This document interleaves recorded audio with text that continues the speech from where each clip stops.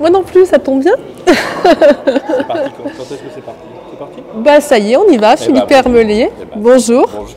Alors on est dans le hall de l'Opéra de Marseille. Oui, c'est beau. Oui, magnifique. Et on a de la chance, c'est la première fois qu'on fait une interview dans le hall, donc vous êtes le premier invité, voilà. On va croiser les doigts pour la suite. Alors, ravi de vous rencontrer. Oui. Profil complètement extraordinaire, j'ai envie de dire, à la fois artiste lyrique, comédien, metteur en scène, compositeur aussi. Compositeur, passionné, certainement.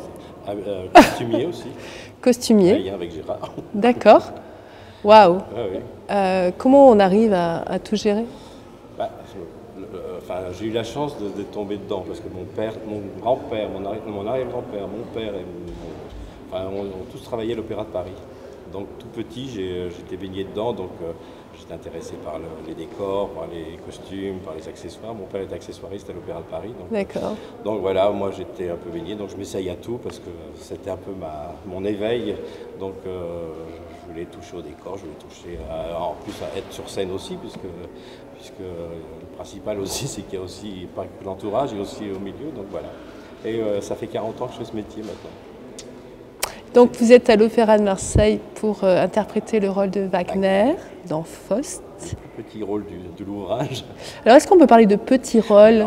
Non, chaque rôle a son importance. Chaque rôle a son importance. En longueur de musique. Si vous n'étiez pas là, l'œuvre ne pourrait pas être représentée. Enfin, il a son importance puisqu'il était c'est un ami de Valentin, ouais. Le frère de Marguerite. D'accord. Et donc, je pense que c'est le côté léger, c'est le personnage un peu plus léger comme de la première partie, parce que sinon, il y a Méphisto, tout le monde ils sont tous plus ou moins noirs, enfin, c'est une histoire sombre. Donc moi, je suis le personnage un peu plus léger de la première partie. En deuxième partie, c'est Dame Marthe qui apporte un peu plus de légèreté aussi. Donc voilà, on est le petit souffle de l'ouvrage.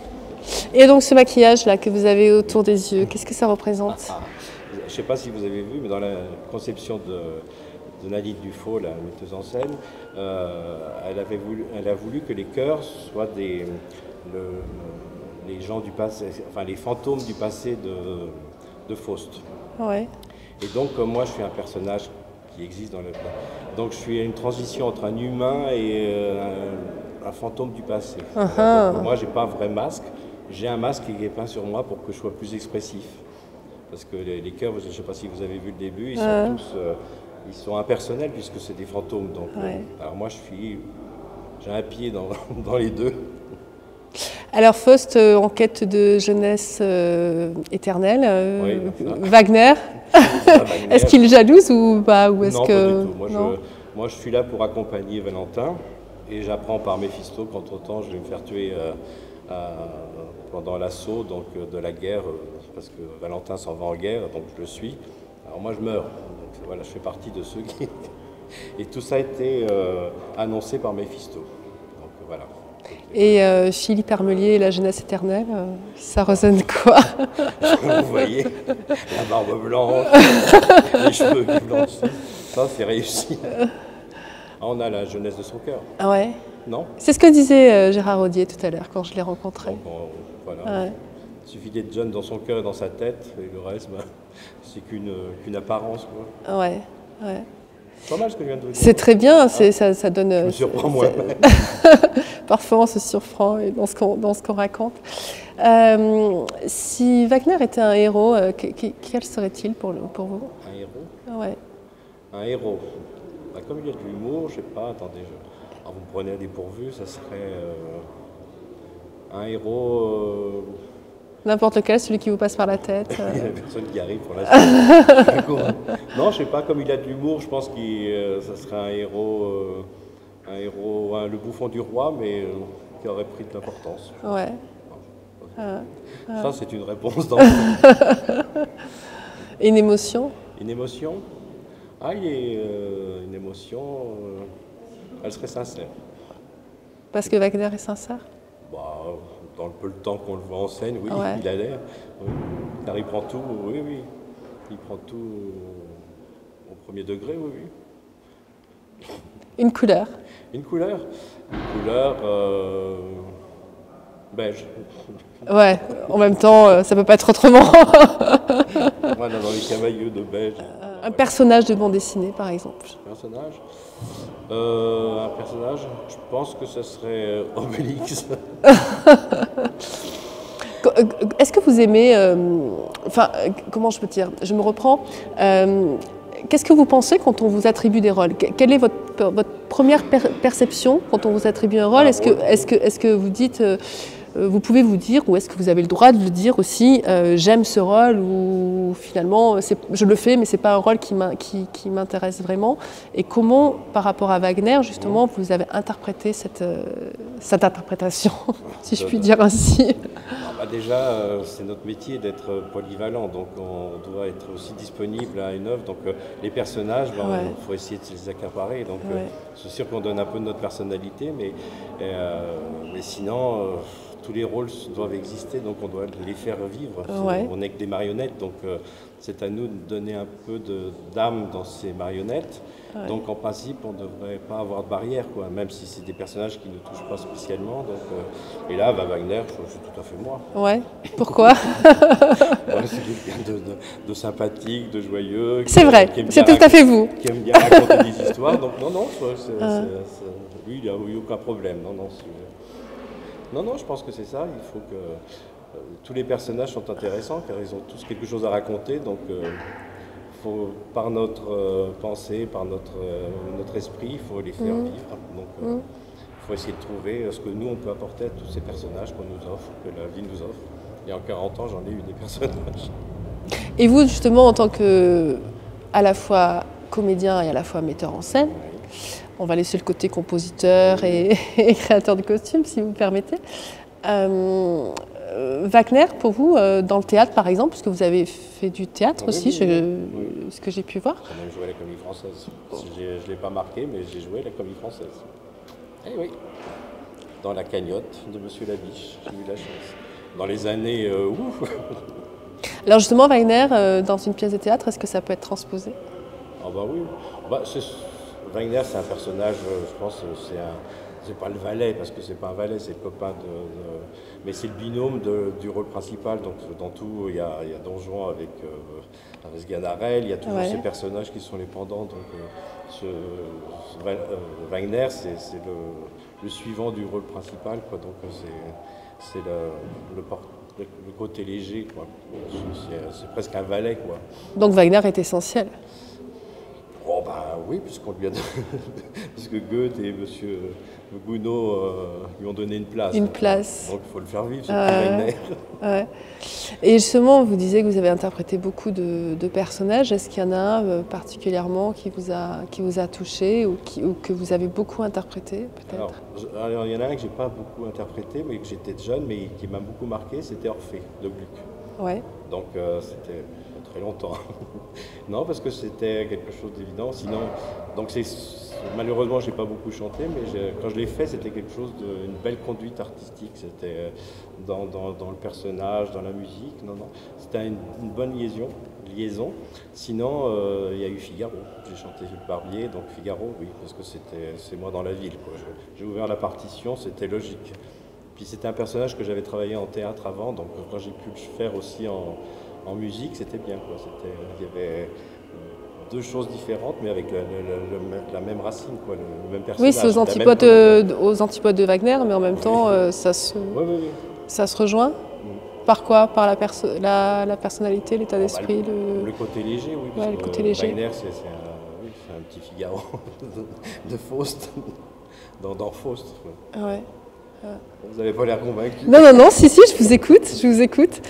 À part le théâtre, à part la musique, à part le côté artistique, est-ce que vous avez d'autres passions? D'autres passions? Oui, parce que je fais travailler une chorale aussi. D'accord, mais vous avez le temps de faire ça? Je trouve le temps, c'est vrai. Vous dormez? Pas trop, pas trop, mais non. Vous savez, on est là sur la Terre peu de temps, quoi. Enfin, j'espère qu'il me reste encore pas mal. Donc, bon, tant qu'on peut. Heureusement qu'il fait soleil. J'espère que j'aurai le temps de vivre encore un petit peu, mais c'est vrai que puisque la vie m'a donné la possibilité de le faire, d'être disponible, donc il y a un petit côté généreux aussi, parce que la chorale aussi, je le fais bénévolement, mais ça fait depuis 7 ans avec la même chorale, qui progresse, donc il me donne beaucoup, donc aussi, moi je donne beaucoup, mais je reçois beaucoup aussi, de voir cette chorale évoluer en Normandie, là, quand je suis, donc malheureusement je suis souvent absent, mais ça m'apporte beaucoup. Et c'est quelle tranche d'âge de chanteurs? C'est plutôt des jeunes chanteurs, des chanteurs intergénérationnels? Oui, un peu plus âgés, mais ils sont bien. Enfin non, je veux dire, c'est pas des jeunes, non, je veux dire, c'est des gens de ma génération et un petit peu plus. Et c'est quel répertoire? Ah ben alors là, on va de Monteverdi à la comédie musicale. C'est une grande palette. On fait de l'opérette, de l'opéra. Non, en revanche, c'était mon but, c'était par ce billet de chorale de donner un peu de culture aussi, parce qu'il y a des gens qui ne connaissaient pas certains ouvrages, l'opéra ou le baroque. Donc, et puis j'ai la chance d'avoir des gens curieux, donc ils répondent toujours à ce que je leur propose. Et vous êtes généreux, donc vous donnez? Je suis généreux. C'est ce que vous avez dit. Quand on est généreux, on donne. C'est ce que vous avez dit. On essaye, oui. Ouais. Et à part ça, la cuisine. Je fais chambre d'hôte aussi. D'accord. Je fais chambre d'hôte, donc c'est aussi notre passion. Et qu'est-ce qu'il y a de particulier dans votre chambre d'hôte, dans vos chambres d'hôte? C'est l'accueil. Je pense que c'était toujours les retombées, c'était l'accueil et la sympathie. Oui, on essaye. Hein. C'est un peu orgueilleux de le dire, mais c'est vrai. Non, j'aime bien cet échange avec des gens qu'on ne connaît pas, qui viennent chez vous. Et les gens vous connaissent ou... J'ai fait une émission qui était à la télé. On va tout savoir. C'est bienvenue chez nous. C'était une émission sur les chambres d'hôtes. D'accord. J'ai gagné la première fois.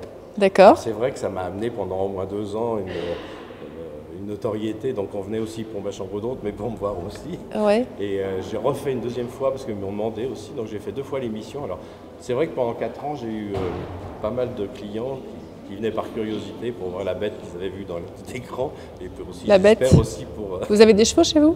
Non. Le guignol qui essayait de faire le clown à la télé. Et du coup, c'est vrai que c'est une autre passion aussi. Et c'est toujours avec le côté généreux, rencontrer les gens. Et c'est quoi? C'est tourisme rural? J'habite en Normandie, donc c'est vrai qu'on a la chance d'avoir un joli pays où il y a le Mont Saint-Michel qui n'est pas très loin, il y a tous les châteaux, il y a le Camembert, le Livaro, tout ça. Donc je veux dire, je suis il y a beaucoup de haras aussi, donc je suis et donc le cheval est bien là. Voilà, donc voilà. Depuis que je vous rencontre là, depuis je ne sais pas combien de temps ça fait qu'on fait l'interview, 5-10 minutes, vous rigolez tout le temps, vous souriez tout le temps. Non, mais il y a cette bonne humeur là, elle vient d'où? Elle vient de la Normandie, elle vient de la famille Armelier, elle vient... Sûrement, oui, de mes descendants. Non, c'est bon, écoutez, on n'est pas là pour faire la tronche. Plus agréable pour vous, non? Ah mais complètement. Je pense aussi pour les gens qui nous regardent. Bien sûr. Du cinéma? J'en ai fait à mes débuts, quand j'étais comédien vraiment à 100%. Et vous avez opté plus pour le spectacle vivant? Vous savez, quand on est un peu polyvalent, après je me suis dirigé vers l'opéra, l'opérette, donc on est obligé de laisser...